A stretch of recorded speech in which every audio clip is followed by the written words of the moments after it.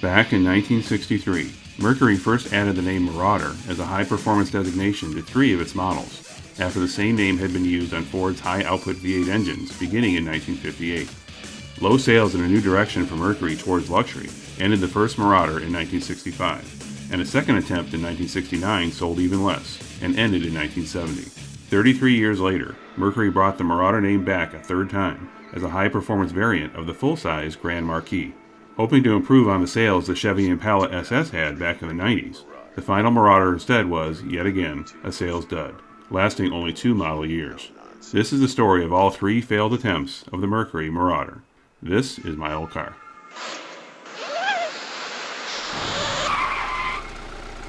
Mercury Marauder. Make room for it.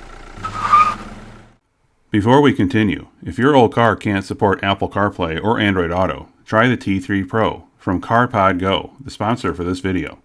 My old Prowler was built long before big in-car screens, but now it has one, thanks to the T3 Pro's nearly 9-inch portable high-resolution display, with 60 frames per second. All you need is your Apple or Android smartphone, your car's cigarette lighter plug, and its FM radio. The T3 Pro comes with mounts for your dashboard as well as your windshield, and the plug also has a built-in USB for phone charging. The T3 Pro attaches to your phone's Bluetooth connection within just a few seconds.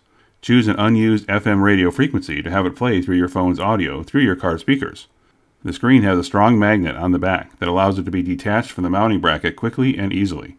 The T3 Pro has the brightest portable screen on the market, and you can have it automatically dim or brighten based on its daylight sensor, or set your own custom times. Use the link in the description below and use the coupon code MYOldCar to get $50 off your order. As I am writing this in April of 2025, the Mercury brand has been gone for 14 years. No jobs will be lost despite the announcement that the Mercury line will come to an end. Its original purpose for existence, back when Edsel Ford conceived the idea in 1937, was to offer a level of luxury between Ford and Lincoln. Early on, Mercury models were distinct in design from their Ford and Lincoln counterparts, but over time, the parts and platform sharing became more common, and this could be seen in the 3 different periods that Mercury used the Marauder name as a model for their cars. But this name first came to be known only under the hood of various Mercury models. Starting in 1958, Ford introduced a new series of V8s, known as the MEL engines, with MEL standing for Mercury, Edsel, and Lincoln. Yes, Edsel was included here, as 1958 was the first model year for the infamously short-lived model line named after Henry Ford's son. Despite all 3 brands representing increasing degrees of luxury, Mercury considered the increased performance of their engines, as compared to the less expensive Fords, as a strong selling point. This led to an unusual choice in the name of the engines, the very non-luxurious sounding name of Marauder. The first was a 6.3-liter V8, which was rated at 330 horsepower, when equipped with an optional 4-barrel carburetor, and was even optional in the very non-performance Colony Park station wagon. Or you could get the Super Marauder 7-liter V8 that made 400 horsepower, which was developed primarily to compete with the Chrysler 300C. The Super Marauder was short-lived, however, being discontinued for 1959. Although Mercury still offered a 7-liter V8, but modified to reduce engine output, and available in the Mercury Monterey, Park Lane, and Commuter models. By 1960, Mercury models switched to sharing engines with Ford models again, and the Marauder name was used on the FE V8, or Ford Edsel V8. 4,000 times they climbed the hill to prove the power behind Mercury's grill. That's what we mean by Mercury quality. The FE name stayed in use through 1969, even though the Edsel brand was already defunct by 1960. With the loss of Edsel, which by its end had dropped below Mercury in the corporate hierarchy, Mercury decided to try using the Marauder name as a trim designation on upcoming models to help define them as more performance-oriented. Launched with a model year designation of 1963 and a half, the Marauder name was added as a submodel to Mercury's existing Monterey, Monterey Custom, and S55 model lines. This was the first time Mercury chose to use the 1/2 designation for a model year. The Marauder models did not simply rebadge the models they started with, as the rear roof lines differed significantly. Whereas the Monterey had the reverse slanted breezeway window, whose glass could be raised and lowered, the Marauder had a more traditional fastback roofline. This was primarily to allow the Marauder to better meet homologation rules for NASCAR, as the breezeway roof shape was purposely designed to redirect airflow backwards into the cabin, a serious liability for a race car. Although the 1963 and a half Marauder was only available as a 2-door hardtop, it expanded to include 4-door hardtops for 1964 to help improve sales. Definitely necessary, since only around 3,800 Marauders were sold during its initial, albeit shortened, model year. The Super Marauder name returned for the optional 7-liter engine, although that engine was now shared with other Ford brand cars. Sales of the Marauder continued to slide, as the Mercury brand wasn't resonating with buyers as having performance cars. So for 1965, although the Marauder name remained, Mercury focused more on their luxury features, and did little to promote the Marauder option. And since the breezeway roofline was replaced with a more traditional design in all Mercury models, there was little to identify the Marauder other than some subtle badging. Not surprisingly, Mercury dropped the Marauder name for 1966. But just 3 years later, the powers that be at Ford decided to allow the Marauder name to return to Mercury, most likely because of the increased popularity of muscle cars in the previous 2 years. 219 inches of high performance. However, since the Mercury name was still more luxury focused, the Marauder was promoted as a personal luxury car, and as such, was only available as a 2-door hardtop. Unlike the previous iteration of the Marauder, which wasn't by itself a standalone model, this second generation was, and although it had a unique rear end, its front end was shared with its cousin, the Mercury Marquis, including its hidden headlamps. Out of the approximately 15,000 sold for 1969, around 5,000 were called X100, which offered nicer seating options and a unique automatic transmission shifter. Considering Mercury as a whole was able to sell around 180,000 cars total that year, and since the Marauder sales dropped even more for 1970, it was no surprise when Mercury discontinued the Marauder yet again. As the Mercury brand continued into the 70s, 80s, and 90s, the whole original purpose of the Mercury brand was fading, as more and more Mercury models were clearly the same as some Ford-branded models. Ease on down with the high mileage ratings of Mercury Bobcat, one of America's lowest sticker prices, and offering little incentive to buy a Mercury instead of a Ford. There were a few notable exceptions that were unique to Mercury, such as the Australian-built Capri convertible, or the Villager minivan that shared a platform with the Nissan Quest. But most of the Mercury models were effectively twins of Ford models, like the Escort and Lynx, the Taurus and Sable, the Explorer and Mountaineer, and probably the most obvious twins, the Ford Crown Victoria and Mercury Grand Marquis. Whereas the Crown Vic became far more popular for police and taxi service than it ever was for private sale. The Grand Marquis was typically never sold as a fleet vehicle, and instead was marketed as more affordable luxury as opposed to its Lincoln counterpart, the Town Car. This made the Grand Marquis a popular choice for the senior crowd that didn't want to give up on big rear-wheel drive, body-on-frame sedans that they grew up with.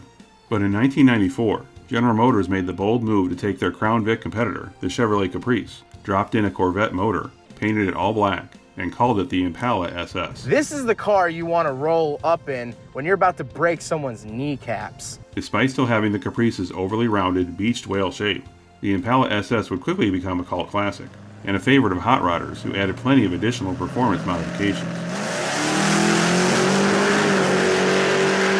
The Impala SS only lasted until 1996, as the overall sales of its platform, which was shared with Buick and Cadillac, was waning as more customers preferred SUVs.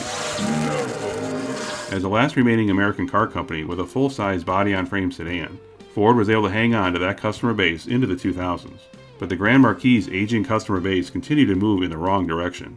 So Mercury figured they could improve on Chevy's Impala SS and bring back the only performance-themed name Mercury ever had, the Marauder. Mercury first introduced the new Marauder at the Chicago Auto Show in 2002, but it was actually a Ford Crown Victoria that was heavily modified by Roush Engineering to be a 2-door convertible concept for Mercury. This one-off was not designed for production, although Mercury was leaving open the possibility to consider a production version if sales of the sedan justified adding the convertible. The sedan goes on sale this summer, and the drop top, we're told, soon after. This concept also had a supercharger that boosted the Crown Vic's standard 4.6-liter V8 from 215 to 335 horsepower, but the production sedan ultimately used a different 4.6-liter V8 from the Mustang Mach-1 and the Lincoln Aviator that made 302 horsepower.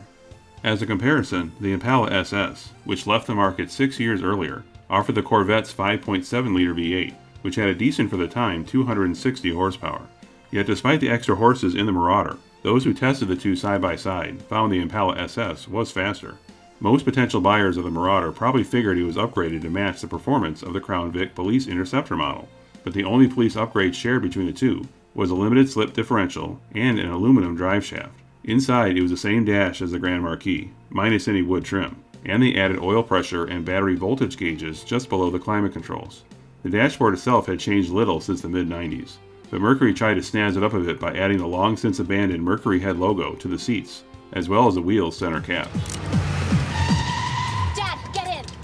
The Marauder benefited from improvements made to the Panther platform that same year, including a new hydroform steel frame, a bolt-in cast aluminum stressed member for the powertrain, and a redesigned suspension.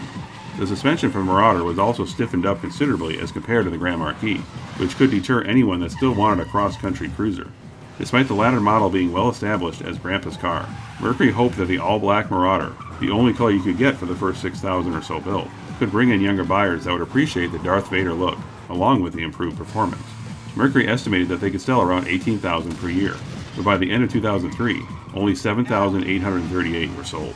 The majority were black, although a dark pearl blue and silver were added before the end of the year. For 2004, a dark red was also offered, but color changes didn't help, as only 3,214 were sold that year before production ended. In the end, many question why Mercury, or more specifically Ford management, greenlit this idea so many years after the Impala SS had left the market. Much of the blame for the Marauder's third failure is that big rear-drive sedans were simply no longer a strong seller, unless you were a cop or a taxi driver. The over 70 crowd still liked the Grand Marquis, but very few of them had any interest in extra performance. The extra 10 grand added to the price of a base Grand Marquis certainly didn't help either. There also wasn't much advertising for the Marauder, outside of reviews in car magazines, the one place where they probably figured they had the best chance of finding potential buyers. But the worst part is that the Marauder was the last best chance Mercury had to stay relevant. The Marauder would be the last Mercury model that didn't have a comparable twin for Ford or Lincoln. Yes, Ford and Lincoln had their own Panther platform cars, but they weren't targeting the same audience as the Marauder. When the Marauder failed, so did Mercury. Ford's official announcement of the end of Mercury didn't happen until 2009, but I suspect many Ford execs started considering it before then. The financial crash of 2008, in which Ford just barely escaped bankruptcy, was definitely a factor in planning the end of a brand which was doing nothing to help the company's bottom line. By 2020, the values of the Marauder finally started to go up, and will probably continue a slow rise as so few were ever built. But then again, there are still plenty of car enthusiasts like myself, who can't get past the fact that this still looks a lot like the car our grandparents once loved. Thanks for watching. If you liked this video, click the like button and subscribe to my channel. If you once owned a car from the 70s to mid-2000s that you barely see today, and would like it featured in a future episode, leave a reply in the comments, or contact me at the email shown here. See you next time. Want a donut?